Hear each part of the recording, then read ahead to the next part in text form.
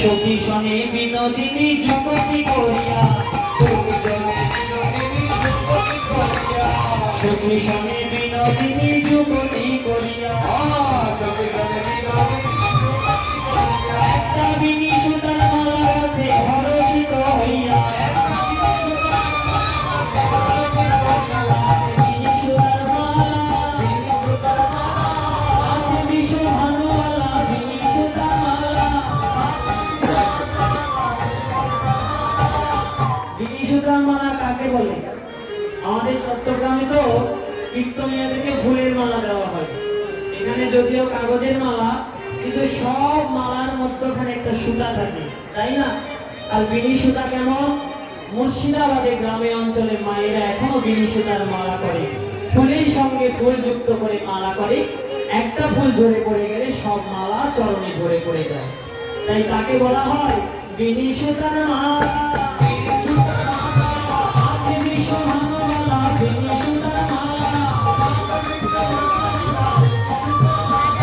মনোহর বলে যাই সবই উপজিতা, প্রভাসযজ্ঞের দ্বারে আসিয়া দাঁড়াইলা।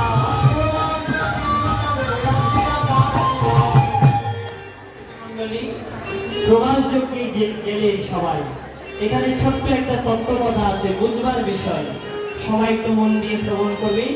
প্রভাসযজ্ঞ শেষেই রাধা কৃষ্ণ মিলন হবে, আমরা যুগল মিলন আস্বাদন করব। সেই মিলনের বৃন্দাবনের ধুলি অঙ্গে মেখে আমরা প্রত্যাবর্তন করব। তাই এখানে একটু আপনারা এত কষ্ট করে শুনেছেন, যখন মন দিয়ে শ্রবণ করবে। প্রভাস যজ্ঞে যে যেমন ইচ্ছা তেমন ভাবে ঢোকা যাবে না, কিন্তু বিচার করিয়া মনে তত্ত্বরস আস্বাদনে মধ্যস্থ শ্রীমদ ভাগবত পুরাণ। আগে বিচার করতে হবে। কি বিচার? প্রভাস যজ্ঞের 4টা দ্বার আছে, পূর্ব, পশ্চিম, উত্তর, দক্ষিণ। 4 দ্বারে 4 রকমের ভক্তগণ ঢুকবে। ভগবানকে ভালোবাসতে গেলে পঞ্চরস আছে, তাকে কি বলে? শান্ত, দাস্য, সখ্য, বাৎসল্য, মধুর। যারা শুধু ভগবানের নাম শ্রবণ করে, ভগবানকে অল্প অল্প ভালোবাসে, তাদেরকে বলা হয় শান্ত। আর যারা ভাবে ভগবান আমার প্রভু, আমি তার দাস অনুদাস, তারা হচ্ছে দাস্য। আর যারা ভাবে ভগবান আমার বন্ধু, খেলার সাথী, আমি তার কাঁধে উঠতে পারবো, সে আমার কাঁধে উঠতে পারবে, তাদেরকে বলা হয় সখ্য। আর যারা ভাবে ভগবান আমার পুত্র, তাদেরকে বলা হয় বাৎসল্য। আর যারা ভাবে ভগবান আমার প্রিয়তম, তাদেরকে বলা হয় মধুর রসাশ্রিত ভক্ত। তাই 5 প্রকারের ভক্ত।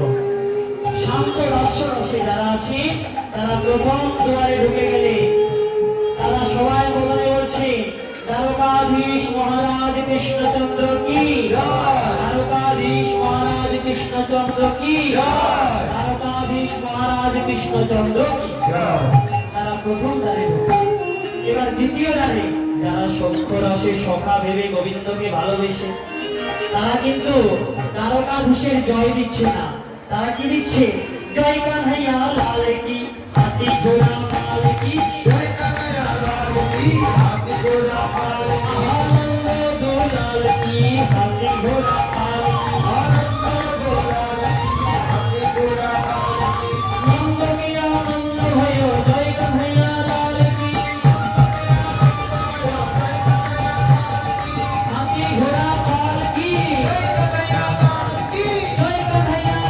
কি,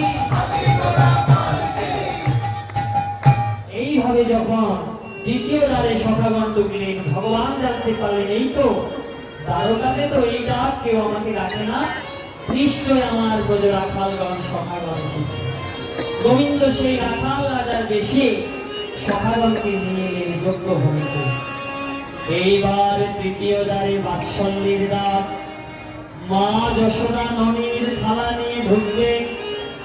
মা যশোদার মনে অহংকার হয়েছে, মনে মনে ভাবছে আজকে আমি রাজমাতা, রাজার মা, না জানি আমার কত সম্মান হবে, কত আমাকে মূল্যায়ন করবে। তাই মা যশোদা হাতে ননির থালা নিয়ে গোপাল গোপাল বলে যে দুয়ারে দাঁড়িয়েছে, দুয়ারে দাঁড়িয়ে আছে প্রহরী। প্রহরী ডেকে বলছে, এই ভিখারিনী বুড়ি, কোথায় যাচ্ছিস গোপাল গোপাল বলে?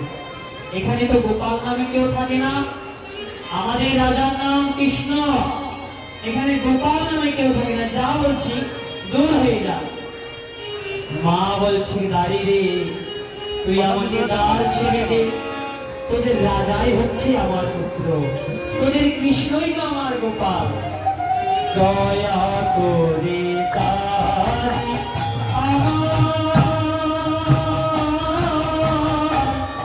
ছেড়ে দে ওরে, আমি নন্দ রানী রাজ মাতা যেত মা, দয়া করে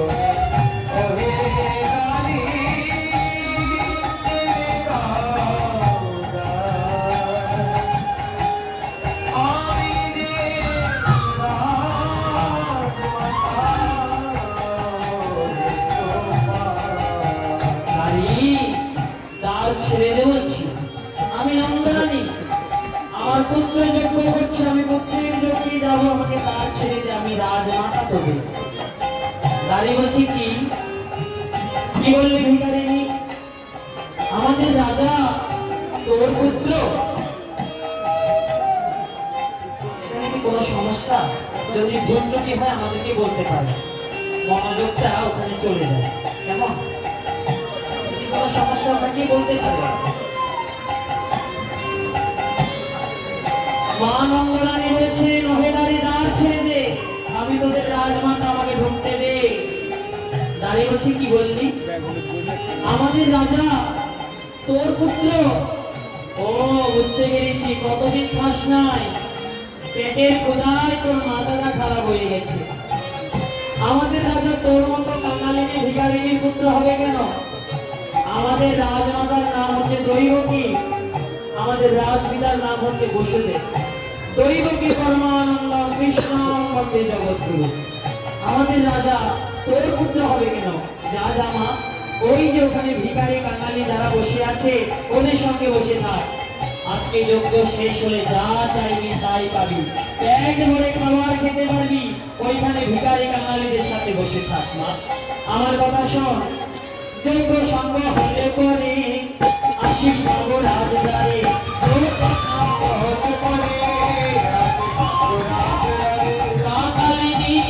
আমার কথা শোন,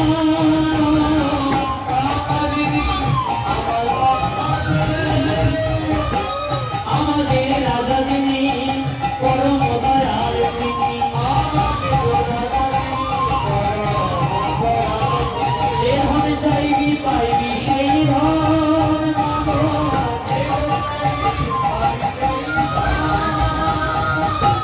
কোন ধনের অভাব নাই না,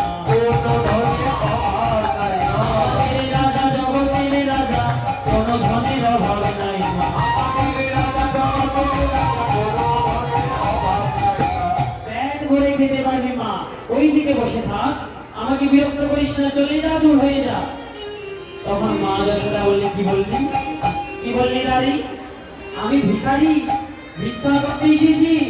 শোন, ত্রিভুবনের মানুষ এসেছে তোদের রাজার কাছে কিছু চাইতে, কিন্তু আমি তোদের রাজার কাছে কিছু চাইতে আসি না, বরং তাকে আশীর্বাদ করতে এসেছি। আমার আশীর্বাদ ছাড়া তোদের রাজা যজ্ঞে বসতে পারবে না, আমাকে দুয়ার ছেড়ে দে। শোন, ওরে আমি নয়তো কাঙালিনী,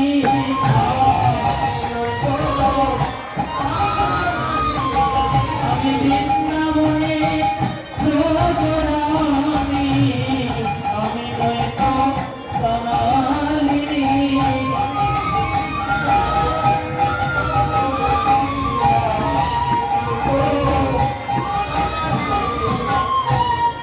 দাঁড়িয়ে বলছে, বারবার বিরক্ত করবি না মা, বারবার যদি আমাকে বিরক্ত করিস, এই দেখ বেদ, এই বেদ দিয়ে কিন্তু আমি তোকে বেত্রাঘাত করবো।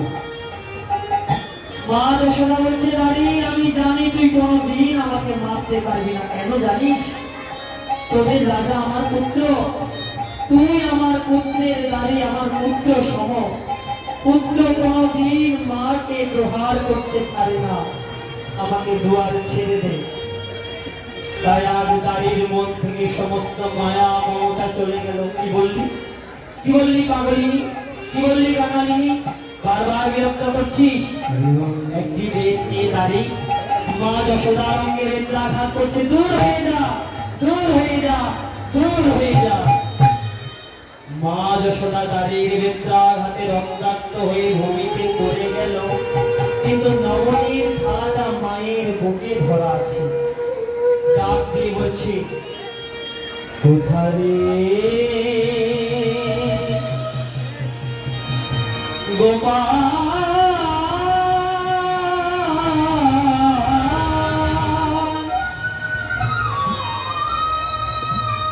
আর বুঝি তোর বদনে মা ডাক শুনতে পাবো না, আর বুঝি তোর বদনে আমি ননি খাওয়াতে পারবো না। দেখ দেখ বাবা, তোর দুয়ারের দাড়ির হাতে বুঝি আজ আমার প্রাণ চলে যাবে। গোপাল বুঝে যা, গোপাল গোপাল বলে মা যশোদা দুয়ারে কাঁদছে। ভগবান কৃষ্ণ কি আর থাকতে পারে? বলরামকে ডেকে বলছে, দাদা, ও দাদা, ওই শোনো দাদা, ওই শোনো, ওই বুঝি আমার মা এসেছে, ওই বুঝি আমার মা এসেছে, ওই বুঝি আমার মা এসেছে, ওই বুঝি আমার মা এসেছে। মাই গোপাল নামে কেউ ডাকে না, ওই বুঝি আমার মা এসেছে। আমায় গোপাল বলে কেউ ডাকে না, ওই বুঝি আমার মা এসেছে। গোপাল নাম আমার কেউ জানে না, ওই বুঝি আমার মা এসেছে। গোপাল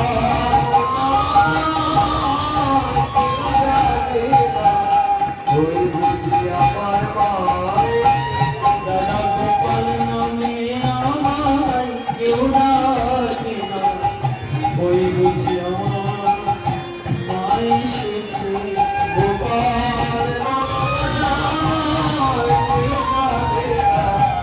ওই বুঝি আমার মা এসেছে। গোপাল নামে আমার কেউ ডাকে না, ওই বুঝি আমার মা এসেছে। গোপাল গোপাল বলে আমায় ডাকে না, ওই বুঝি আমার মা এসেছে। গোপাল গোপাল বলে কেউ ডাকে না, ওই বুঝি আমার মা এসেছে। গোপাল বলিয়া কাঁদিছে মা, গোপাল বলিয়া কাঁদিছে মা, কহিছে রামের বদন চাই, কহিছে রামের বদন চাই। মা যখন গোপাল গোপাল বলে ডাকছে, গোবিন্দ কি আর থাকতে পারে? বিলম্ব না করে ভাইয়া চলে,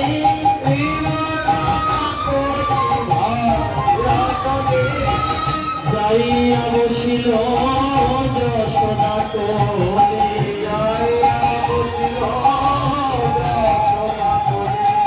গোপাল যখন মা যশোদার কোলে বসে জড়াইয়ে ধরেছে, এমন সময় নারদ মুনি প্রশ্ন, ভগবান, তোমার ইচ্ছা বিনা জগতে কিছু হয় না, আমি জানি। মাকে নিমন্ত্রণ করে ডেকে এনে নিজের দুয়ারের দাড়ির হাতে তুমি তাকে মার খাওয়ালে, বলো কোন পাপে মা যশোদাকে এত বড় শাস্তি তুমি দিলে? যদি বলতে না পারবে তবে ভক্ত হয়ে আমি তোমাকে অভিশাপ দেব। গোবিন্দ বলছে, মণিবর, মনে বড় ব্যথা পেয়েছ? শোনো, কর্ম ফলের ঊর্ধ্বে যেতে কেউ পারে না ত্রিজগতে। এই মা যশোমতী সত্য যুগে কে ছিল জানো? শ্রীমদ ভাগবতে তৃতীয় স্কন্ধে আছে, সত্য যুগে 60,000 মুনি ঋষিগণ মিলে একদিন বিশ্ব মঙ্গলের জন্য যজ্ঞের আয়োজন করেছে। দৈববাণী বলছে এই যজ্ঞের স্থান যিনি পরিষ্কার করবে তাকে হতে হবে একজন মায়ামুক্ত রমণী, সেই ছাড়া আর কেউ পরিষ্কার করলে হবে না। তখন কপিল মুনির মা দেবাহুতি ছাড়া মায়ামুক্ত রমণী পৃথিবীতে আর কেউ নেই। তাই সবাই মিলে কপিল মুনির মায়ের কাছে গিয়ে বলছে, মা আগামীকাল প্রভাতে আমাদের যজ্ঞভূমি তুমি পরিষ্কার করে দেবে। মা দেবাহুতি সকালবেলা মাহেন্দ্র ঘরে ঘুম থেকে উঠে হাতে একটা ঝাড়ু নিয়ে ওই যজ্ঞের ভূমি পরিষ্কার করছে। এমন সময় আমার ভোলানাথ মনে মনে ভাবলেন, দেবাহুতি তুই কেমন মায়ামুক্ত নারী, আমি একবার পরীক্ষা করে দেখব। তাই মহাদেব একটা কুকুরের মূর্তি ধরে বারবার এসে যজ্ঞের স্থানে ঘুমিয়ে পড়ে। মা দেবাহুতি তাকে বারবার তাড়িয়ে দেয়, কুকুরটা আবার এসে যজ্ঞের স্থানে ঘুমিয়ে পড়ে। মা দেবাহুতি ক্রোধান্বিত হয়ে ওই কুকুরের গায়ে 3টি বাড়ি মারে। তখন কুকুর মূর্তি পরিহরি বলিলেন, দেব ত্রিপুরারি মায়া মুক্ত হয়ে নারী মারলি কোন বিচারে? মহাদেব মনে পেয়ে তাপ, দেবাহুতি মাকে দিলেন অভিশাপ, এ কার্যে তুই পাবি না মাপ, হলেও কৃষ্ণ মাতা পুত্রের যজ্ঞ দেখবার তরে যেদিন যাবি প্রভাস যজ্ঞের দ্বারে, তারই আঘাত করবে তোরে সেই দিন পাবি জ্ঞান। তাই মুনিগণ, কর্ম ফলের ঊর্ধ্বে যেতে কেউ পারে না ত্রিজগতে, কৃষ্ণের প্রভাস যজ্ঞ হতে জীব পাবে শিক্ষা। পূর্বজন্মে যে যাই করবে কৃষ্ণ মাতা হলেও তাকে সেই ফল ভোগ করতে হবে। তাই মায়ের কোলে বসে মাকে জড়াই ধরে মা যে ননি এনেছে, গোপালের মুখে যখন ননি তুলে দিবে এমন সময় মামা বলি কোলে বসিল যায়,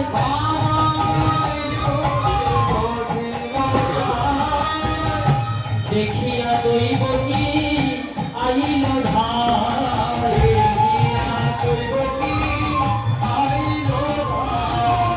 যশোদার কোলে বসে যখন গোপাল ননি খাচ্ছে, মা দৈবকী রাজমাতা তাড়াতাড়ি এসে বলছে, এই কৃষ্ণ কার কোলে বসে কাকে মা ডাকছিস?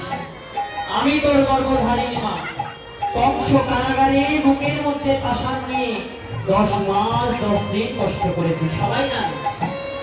আর ও তো তোর পালিত মা, বিশেষ কারণে তোকে লালন পালন করেছে। তার ঋণ শোধ হয়ে গেছে। আর কোল থেকে নেমে আয়, রাজার ছেলে হয়ে কাঙালিনীর কোলে কেন উঠে? নেমে আয় বলছি। দৈবকী বলছে আমার কৃষ্ণ, আর মা যশোদা বলছে আমার গোপাল। এখানে পদাবলী আছে, সময়ের জন্য আমরা করছি না। এমন সময় যখন দুই মায়ে ঝগড়া লেগেছে, দৈবকী বলে আমার কৃষ্ণ, যশোদা বলে আমার গোপাল। এমন সময় এসেছেন কে? জগতের মা যোগ মায়া পার্বতী দেবী। তিনি এসে বলছে এমন ভাবে ঝগড়া করো না, পরীক্ষা করা হবে।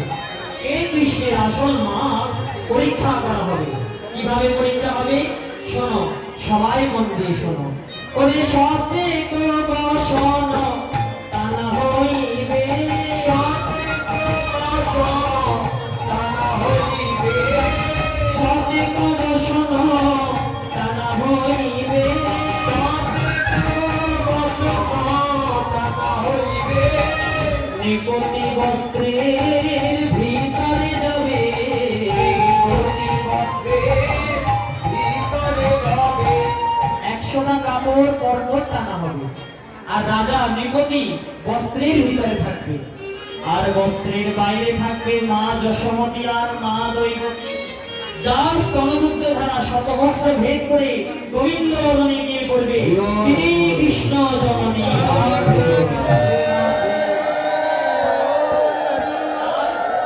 মা যোগমায়া যখন বিধান দিলে, শঙ্করী বচন শুনিয়া সবে, শঙ্করী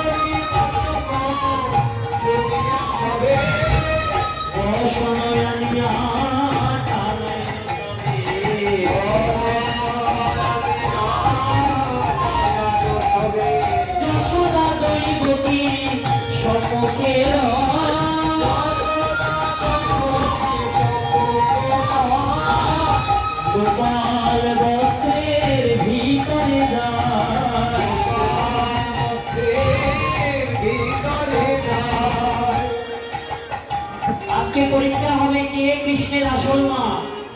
প্রথমে মা দৈবকীর পালা। অহংকারে মা দৈবকী স্তনে পরশ করে,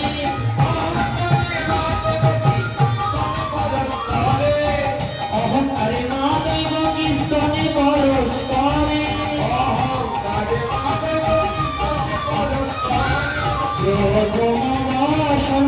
স্পর্শ নাহি করে,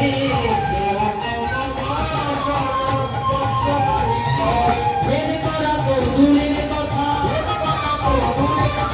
ভেদ করা তো দূরের কথা, এক বিন্দু ঝরিল না, ভেদ করা তো দূরের কথা,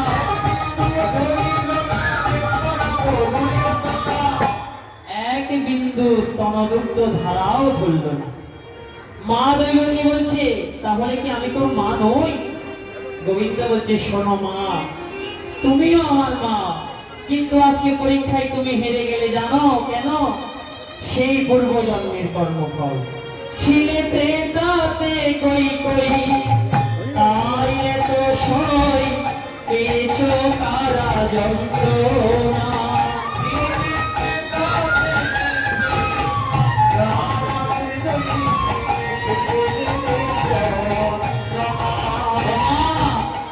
ত্রেতা যুগে তুমি ছিলে রাজা দশরথের দ্বিতীয় পত্নী কইকে। রাম যখন পিতৃসত্য পালনের জন্য বনে গমন করছিল, মা কৌশল্যা হাতে দুধের বাটি নিয়ে বলেছিল, রাম 14 বছর পরে আসবি বাবা, আর যদি তোর মুখ দেখতে না পাই, আমার প্রাণপাখি যদি চলে যায়, শেষবারের মতো তোকে একবার দুধ খাওয়াই।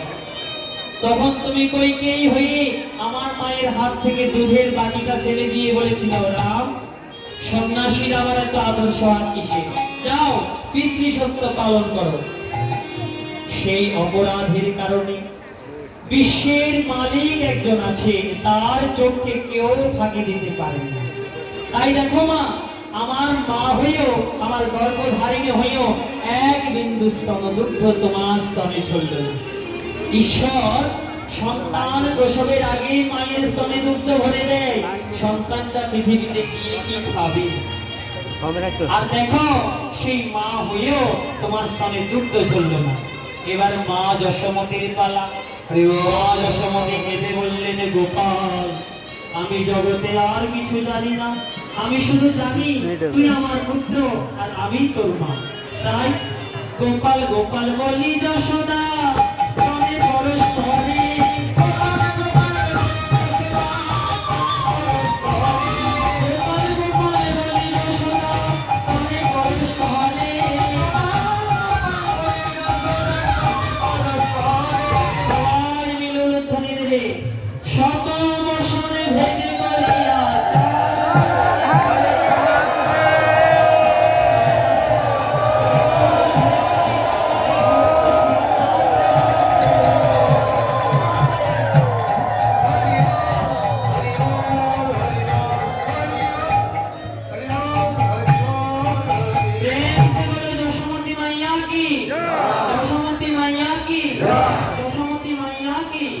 মা যশোদা বিজয়িনী হলেন। কেন?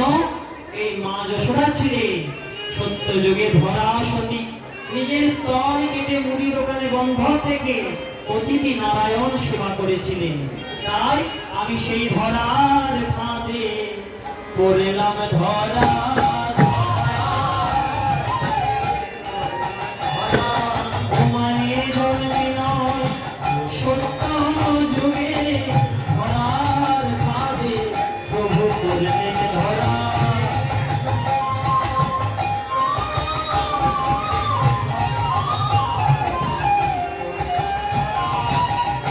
যশোদার চরণ ধরে নিয়ে গোবিন্দ যখন প্রভাস চক্রে বসবে, এমন সময় রাধারানী সহ সখীগণ চতুর্থ দ্বারে এসে উপস্থিত।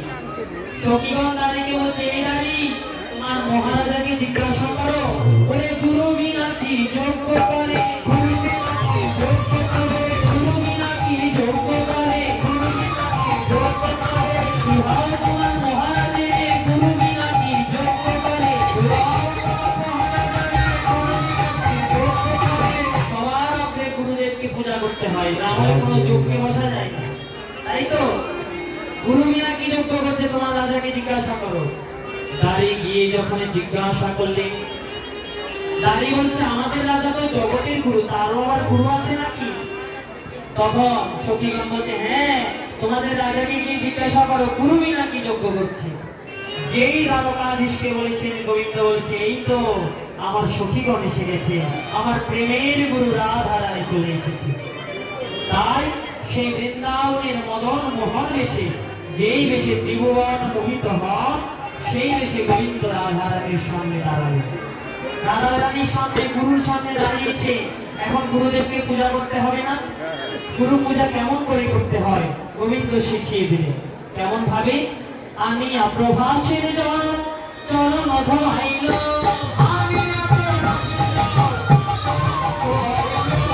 আমি প্রভাসের জল চরণ ধোয়াইল,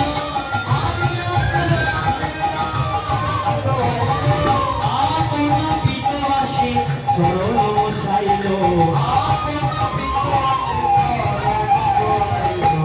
চরণ ধোয়ালে, চরণ মোছালে, তারপরে কি করলে? গুরুদেবকে পূজা করছে কেমন ভাবে? ভাঙিয়া চূড়ার ফুল চরণেতে দিল, আজি ভাঙিয়া চূড়ার ফুল চরণেতে দিল, রায় পাদ পদ্ম শ্যাম পূজা যে করিল, রাধারানীকে গোবিন্দ পূজা করছেন। এবার রাধারানী কি করলেন? বিনি সুতার মালা খানি বধূরে দিল, কত আশা করে বিনি সুতার মালা গেঁথে নিয়ে এসেছেন। বিনি সুতার মালা খানি বধূর বলে দিল, চণ্ডীদাস বলে প্রভাস তীর্থ হইল।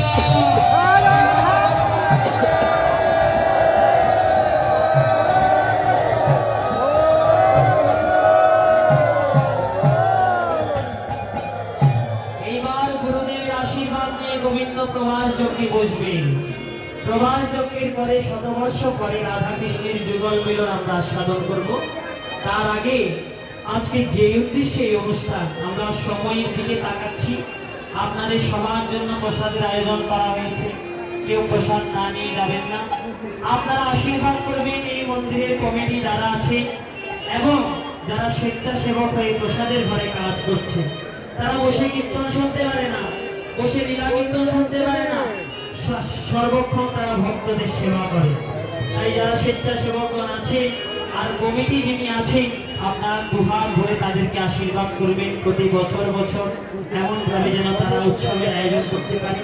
আর আমাদেরকেও লীলা কথা চলাকালীন ভুল ত্রুটি হলে অপরাধ ক্ষমা সুন্দর দৃষ্টিতে দেখবেন নিজেদের পুত্র সম। আর আশীর্বাদ করবেন জন্মে জন্মে যেন কৃষ্ণ ভক্ত মায়ের ঘরে আমাদের জন্ম হয়। যখন জীবনের অন্তিম দিন আগত হবে, ওই কৃষ্ণ নাম বলতে বলতে যেন আমরা বিদায় নিতে পারি। সবাই আমাদেরকে আশীর্বাদ।